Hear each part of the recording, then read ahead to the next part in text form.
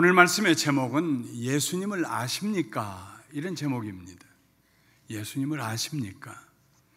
어떤 사람이 고장난 자동차를 정비소로 토잉해 왔습니다. 제발 많은 수리비가 들어가는 메이저 프로블럼이 아니기를 바라면서 가져왔습니다. 자동차 정비공이 여기저기를 살펴보기 시작합니다. 차 주인은 그 정비공 뒤를 따라다니면서 말참견을 합니다. 큰 문제는 아닐 거예요. 얼마 전에도 손보았으니까요. 내 생각에는 기름 좀 치고 볼트 좀 조이면 되지 않을까 싶은데요.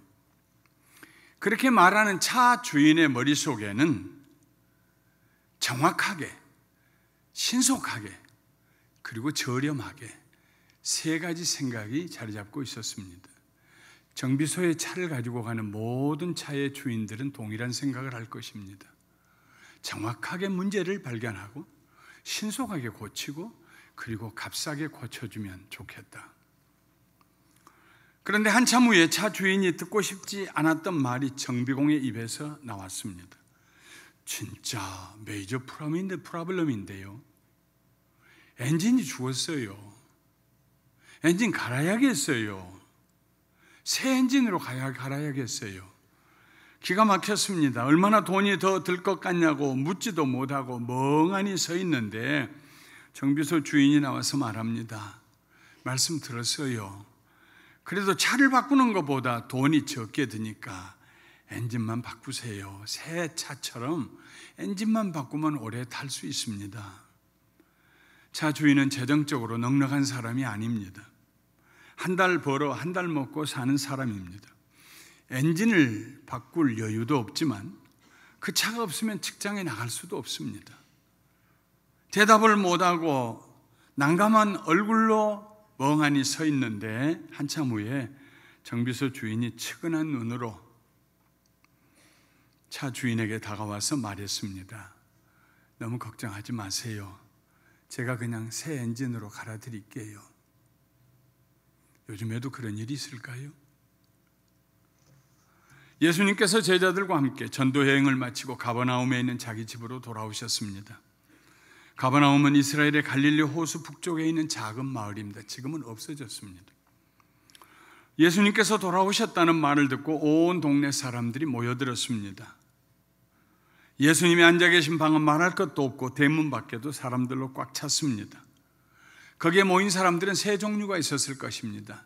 예수님이 가시는 곳마다 귀신을 내쫓고 병든 자를 고치고 기적을 행했다는데 여기서도 좀 그런 일을 했으면 좋겠다.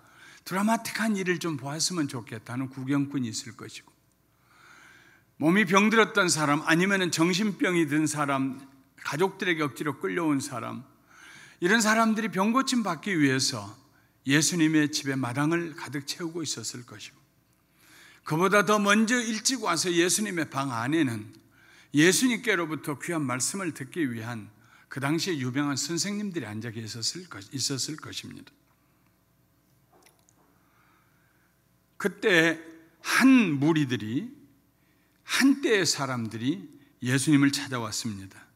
그들 앞에는 건장한 네 사람이 들것을 메고 오는데 그 위에 중풍병자가 누워 있습니다. 아마도 이 사람은 누워서 대소변을 받아낼 정도의 중증 환자였을 것입니다. 한 무리가 이 사람을 예수님께 데려온 것을 보면 적어도 그는 그 지방이나 동네에서 존경받는 사람이었음이 틀림없습니다. 그들은 이 사람을 예수님께로 데려만 가면 고침받을 것이라는 믿음을 가지고 그 믿음으로 하나가 되어서 예수님을 찾아왔습니다. 그런데 예수님께 접근할 길이 없습니다. 아무도 양보해 주려고 하지 않습니다. 믿는 사람들에게는 길이 열립니다. 믿는 사람에게는 기적이 일어납니다. 이 한 무리 때의 사람들이 어떻게 하면 좋을까? 우리가 데려온 이 사람을 어떻게 하면 예수님에게 데려갈 수가 있을까? 다 와가지고 여기에 길이 막혔네. 그러는 중에 그들은 한 아이디어를 냈습니다. 지붕 뜯자. 이스라엘의 지붕은 모든 중근동 지방에 가난한 사람들의 집이 그렇습니다만은 위에를 나무 가지로 덮고 그 위에다가 흙을 발라서 지붕을 만듭니다. 그래서 우기철이 돼서 비가 많이 오고 나면은 흙이 패여서 물이 새니까 또다시 진흙을 이겨가지고 그 위를 바릅니다. 매년 그 일을 반복해야 됩니다. 뜯어내는 거 쉽습니다. 일도 아닙니다. 그래서 건장한 장년들이 올라가서 지붕을 뜯었습니다.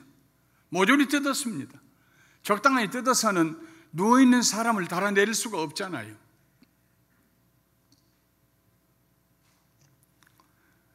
지붕이야 나중에 넉넉히 보상해주면 되니까요. 그들은 마침내 중풍병자가 누워있는 상을 예수님 앞에 달아내렸습니다. 한 사람의 믿음도 귀하지만 여러 사람의 믿음은 더 귀합니다. 예수님께서 그들의 믿음을 보셨습니다. 사람의 눈으로는 믿음을 볼 수가 없습니다. 그러나 예수님은 믿음의 주요, 또 그 믿음을 온전케 하시는 분이셨기 때문에 그들의 믿음을 보실 수가 있었습니다. 너무 귀한 믿음이었습니다. 그 믿음 앞에 지붕이 뜯겨나가는 거 아무것도 아니었습니다. 예수님께서 중풍병자를 향해서 말씀하십니다. 작은 자야, 내 죄사함을 받았느니라. 작은 자라는 말은 사랑이 담겨있는 호칭입니다. NIV 성경에는 son 이렇게 번역이 되어 있습니다. 작은 자야, 네 죄사함을 받았느니라. 예수님께서 그들의 믿음을 보시고 마치 부모가 자녀를 부르듯이 사랑이 담긴 어조로 그를 부르셨습니다.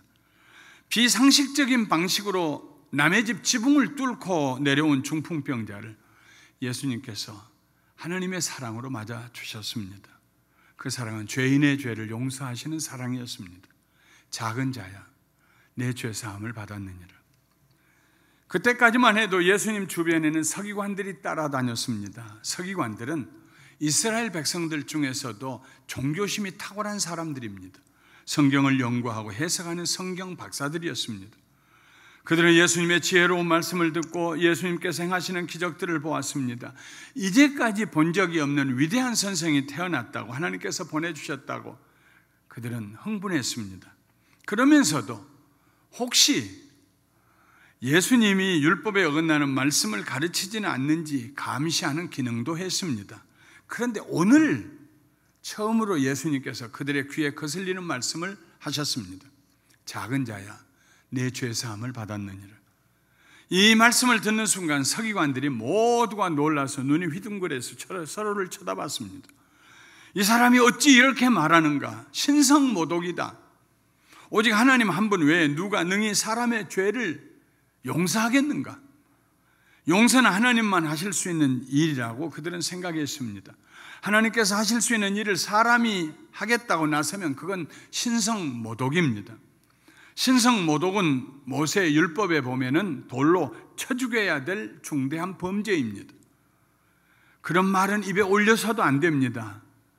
그런데 예수님이 그런 말씀을 했습니다. 그들의 기대에 어긋났습니다. 중풍병자를 데려온 사람들도 혼란스러웠습니다. 그들은 예수님께서 중풍병자의 병을 기적적으로 치료해 주실 줄 믿었습니다. 그런데 병은 치료해 주시지 않고 갑자기 죄가 용서받았다고 하십니다. 병든 사람에게 죄를 사하해 용서받았다는 말이 무슨 소용이 있겠습니까?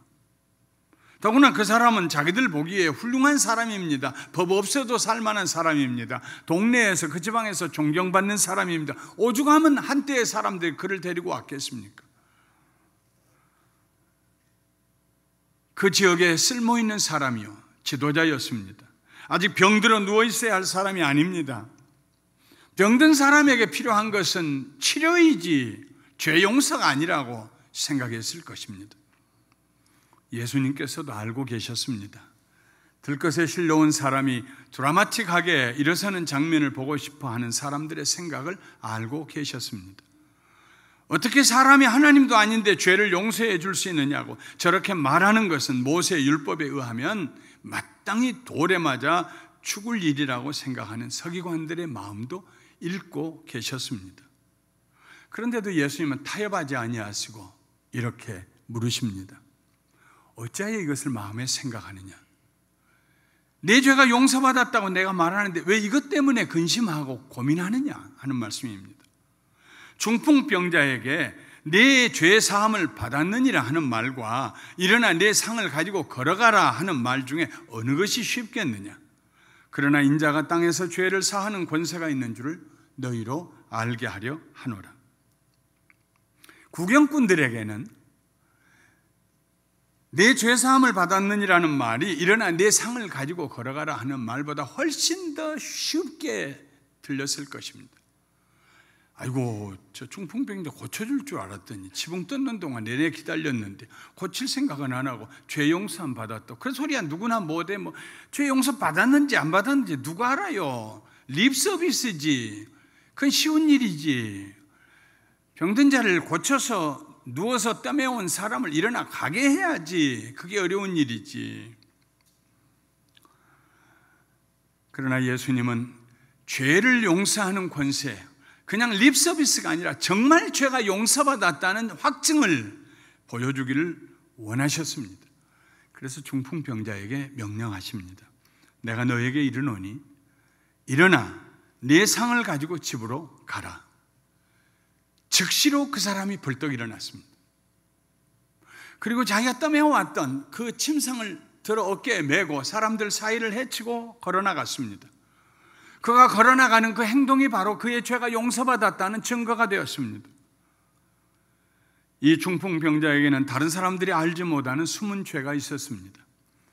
성경 원문에 보면은 죄가 아니고 죄들입니다. 많은 죄를 지었습니다. 이 사람을 마비시킨 것은 손상된 뇌나 신경 조직이 아니었습니다. 그가 범했던 수많은 죄들이 그를 짓누르고 무기력하게 만들었습니다. 본인만 알고 있는 그 숨은 죄가 이 사람을 마비시켰습니다. 이 사람의 영혼이 원하는 건, 진정으로 원하는 것은 병이 치료받는 것보다 더 원하는 것은 그의 죄가 용서받는 것이었습니다. 어떻게 하면 내 죄가 용서받을 수 있을까? 어떻게 하면 내가 정죄 의식에서 죄책감에서 벗어날 수 있을까? 그는 육신의 중풍병뿐만 아니라 영적인 중풍병도 앓고 있었습니다. 사람들의 관심은 단순히 중풍병의 치료였습니다. 그러나 예수님의 관심은 죄의 용서였습니다. 중풍병이 치료받아도 죄의 문제가 해결되지 아니하면 언젠가 다시 몸이 마비되는 날이 올 것입니다. 예수님은 이 사람의 내면을, 그의 영혼을 치료해 주시기를 원하셨습니다. 그의 감정을 치료해 주시기를 그의 의식을 치료해 주시기를 원했습니다. 그의 기억을 치료해 주시기를 원했습니다. 예수님은 그 사람이 병을 치료받은 후에 좀 더 윤리적이 되고 도덕적이 되는 것으로 만족하지 않으셨습니다. 기능이 마비된 낡은 차의 엔진을 새로 바꾸는 것처럼 그 사람의 영혼을 새롭게 재창조해 주시기를 예수님은 원하셨습니다. 물론 쉬운 일은 아닙니다. 사람들에게는 내 죄사함을 받았느니라는 말이 더 쉽게 들렸겠지만 예수님에게는 일어나 내 상을 가지고 걸어가라 하는 말보다도 내 죄사함을 받았느니라는 말이 훨씬 더 어려운 말이었습니다. 왜냐하면 우리의 죄를 용서하시기 위해서 예수님이 십자가에 못 박혀 죽으셔야 했기 때문입니다. 우리의 죄를 용서하시고 우리를 살리시기 위해 예수님이 죽으셨습니다. 기독교의 핵심은 예수님이 십자가에 못 박혀 돌아가셨다는 사건입니다. 기독교인들은 그 십자가 위에서 예수님과 함께 옛사람이 죽고 새사람으로 거듭납니다. 존 뉴턴은 1725년에 태어나서 1807년에 세상을 떠난 영국의 목사님입니다. 그는 어렸을 때 11살 때부터 선원 뱃사람 생활을 하다가 노예선의 선장까지 됩니다. 뱃사람으로서 그는 걸핏하면 하나님을 욕했습니다. 그의 입술에 말은 거칠기가 짝이 없었습니다. 방탕한 생활도 했습니다. 노예선의 선장이 된 이후로 9번이나 아프리카에서 노예들을 영국으로 실어 날랐는데 영국에 도착할 무렵에는 배 밑창에 둘씩 쇠사슬로 묶여있는 그 노예들 중에 적게는 30%에서 많게는 50%가 죽어갔습니다. 당시 노예는 사람이 아니라 가축이었습니다. 죽어도 상관하지 않았습니다. 살아남은 노예를 비싼 값에 팔면 그만이었습니다. 그러던 어느 날 바다에서 큰 풍랑을 만나게 됩니다. 뱃전이 부서나가고 배 안으로 파도가 넘쳐 들어옵니다. 언제 가라앉을지 모르는 상황입니다. 선원들은 12시간 이상을 계속해서 물을 밖으로 퍼내야 했습니다. 뉴턴은 어둠 속에서 배의 키를 잡고 있었습니다. 언제 뒤집어질지 모르는 그런 절박한 상황이었습니다. 그때 뉴턴이 어렸을 때 그를 위해 기도하고 지금까지 기도하고 있는 어머니가 뉴턴을 무릎에 앉혀놓고 가르치던 말씀, 잠언 1장에 있는 그 말씀이 갑자기 또렷또렷하게 생각이 났습니다. 내가 불렀으나 너희가 듣기 싫어하였고 도리어 나의 모든 교훈을 멸시하며 나의 책망을 받지 아니하였은즉 너희가 재앙을 만날 때 내가 웃을 것이며 너희에게 두려움이 임할 때 내가 비웃으리라. 너희의 두려움이 광풍같이 임하겠고 너희에게 슬픔과 근심이 임하리니 그때 너희가 나를 부르리라. 그래도 내가 대답하지 아니하겠고 부지런히 나를 찾으리라. 그래도 나를 만나지 못하리니 대저 너희가 지식을 미워하며 여호와 경외하기를 즐거워하지 아니하며 나의 교훈을 받지 아니하고 나의 모든 책망을 업신여겼습니다. 뉴턴은 그 칠같이 어두운 바다의 풍랑 가운데서 무릎을 꿇고 하나님 앞에 눈물로 회개하기 시작했습니다. 그를 위해서 기도했던 어머니의 기도를 무시했던 뉴턴, 그를 찾아 부르신 하나님의 음성을 외면했던 뉴턴, 제가 하나님의 부르심을 무시했었지요. 한 번만 용서해 주시고 이 풍랑에서 구원해 주시면 새로운 삶을 살겠다고 약속했습니다. 마침내 하나님께서 뉴턴의 기도를 들으셨고 풍랑은 잠잠해졌습니다. 그는 39살에 목사가 됩니다. 목사가 되었을 뿐만 아니라 노예 해방운동의 앞장을 서게 됩니다. 그 과정에서 그가 노예선의 선장으로서 저질렀던 더럽고 추하고 손가락질을 받아도 모자란 모든 잘못된 행동들을 책으로 써서 공개적으로 회개를 합니다. 많은 젊은이들이 그에게 영향을 받았습니다. 그 중에 한 사람은 인도에 가서 위대한 선교사가 되었던 윌리엄 캐리가 있고 영국의 하원 의원이었던 윌리엄 윌버포스가 있습니다. 젊은 하원 의원 윌버포스가 뉴턴 목사님에게 너무 영향을 받아서 목사님, 나도 하원 생활 그만두고 목사님 되고 싶습니다 할 때 뉴턴 목사님은 아닐세, 하나님이 나는 목사로 부르셨지만 자네는 정치가로 불렀네. 자네가 할 일이 있을 거야. 거기 그냥 머물러 있게. 훗날 이 윌리엄 윌버포스가 자기 동료들과 함께 더 이상 영국이 노예를 사고 파는 일 하지 못하게 하자. 우리가 앞장서서 노예 폐지 운동을 일으키자.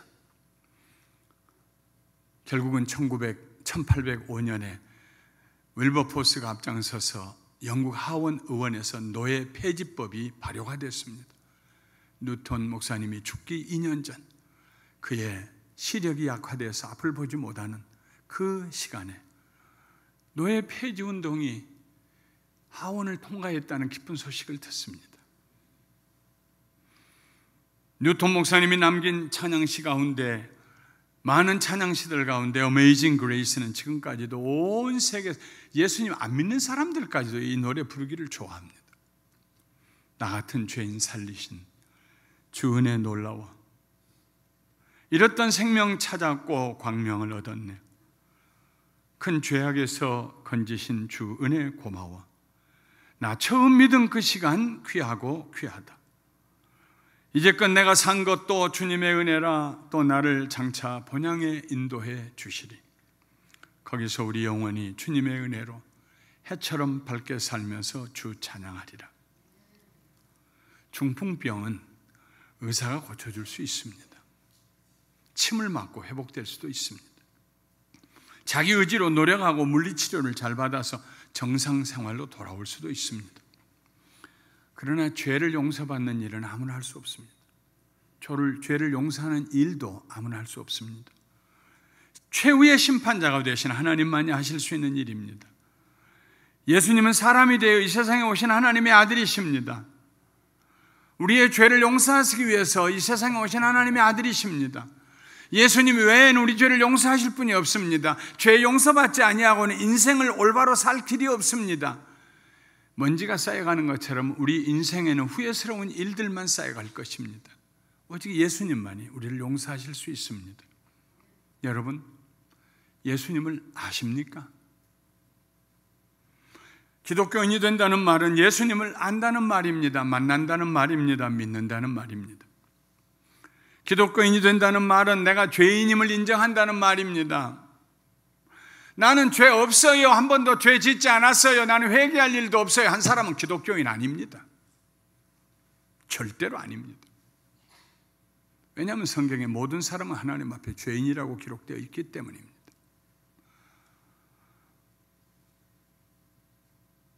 기독교인은 내가 죄인임을 인정할 뿐만 아니라 내 죄가 예수님 때문에 용서받았다는 사실을 믿는 사람들을 의미합니다. 기독교에는 용서가 있습니다. 기독교에는 회개가 있습니다. 그런데 회개보다 먼저 있는 것이 용서입니다. 우리가 회개하기 전에, 이미 오래전에, 우리가 태어나기 2000년 전에 하나님께서는 십자가 위에서 예수님을 통해서 우리 죄를 용서하셨습니다. 우리가 회개하는 것은 내가 잘못한 것을 깨닫고 갈 때 이미 우리를 용서하신 그 하나님의 용서를 받아들이는 것입니다. 용서가 언제나 회개보다 먼저 있습니다. 그래서 은혜입니다. 기독교는 윤리도덕적으로 조금 더 깨끗한 삶을 사는 임시 방편의 종교가 아닙니다. 예수 믿는다고 하면서도 어떨 때는 실수할 때가 있을 것입니다. 욕심을 버리지 못하고 부끄러운 삶을 살 수도 있습니다. 그러나 확실한 사실은 성령님께서 그를 도와주셔서 마침내 회개하고 돌아선다는 것입니다.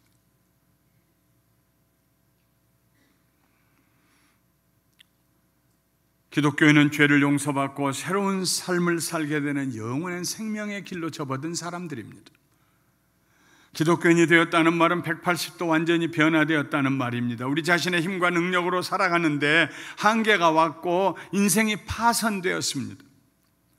새로운 엔진으로 갈아넣기 전에는 다시 살아갈 여력이 없습니다. 모든 기독교인들은 한 번쯤 이런 경험을 하게 됩니다. 파선당한 경험을 합니다.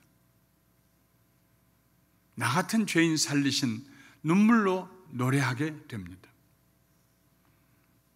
자기 힘으로는 일어설 수 없는 중풍병자와 같은 경험을 합니다. 다른 사람들은 적당히 속일 수 있지만 하나님과 자기 자신은 속일 수가 없습니다. 그 죄와 죄책감 때문에 전신이 마비되는 느낌을 갖습니다. 그래서 하나님 앞에 무릎을 꿇게 됩니다. 그리고 그 순간에 십자가 위에서 하나님이 이루신 용서가 우리에게 흘러들어오기 시작하고 우리는 새 사람이 됩니다. 새 엔진을 갈아 넣는 것처럼. 여러분, 예수님을 아십니까? 그분이 얼마나 우리를 사랑하시는지, 그분이 얼마나 우리를 긍휼히 여기시는지, 그분이 얼마나 우리에게 가까이 다가오기를 원하시는지 아십니까? 오늘 누군가의 인도를 받고 이 자리에 오신 분들이 계실 것입니다. 그러나 여러분을 인도하시는 분은 엄밀한 의미에서 예수님이십니다. 예수님이 여러분을 초청하셨습니다. 여러분의 삶에 새로운 동기와 생명을 부여하기 위해서 이곳으로 초청하셨습니다. 예수님께서 여러분을 만나기를 원하십니다. 예수님을 만나는 일보다 더 시급하고 중요한 일이 없습니다. 인생 살면서 중요하다고 생각했던 일들이 얼마나 쓸모없고 무의미한 일들인가 우리가 잘 알지 않습니까? 가장 중요한 일은 나를 창조하시고 나를 위하여 십자가 위에 죽으신 예수님을 만나는 일입니다. 우리가 찾기 전부터, 오래전부터 예수님이 여러분을 찾으셨고 여러분 곁에 계셨습니다. 모두 이 시간에 눈을 감아주시기 바랍니다.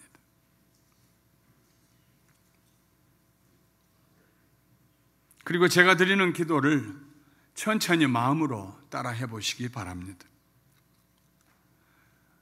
우리 입에서 그 소리가 나가지 않아도 하나님은 우리 기도를 들으십니다. 우리의 생각을 아십니다.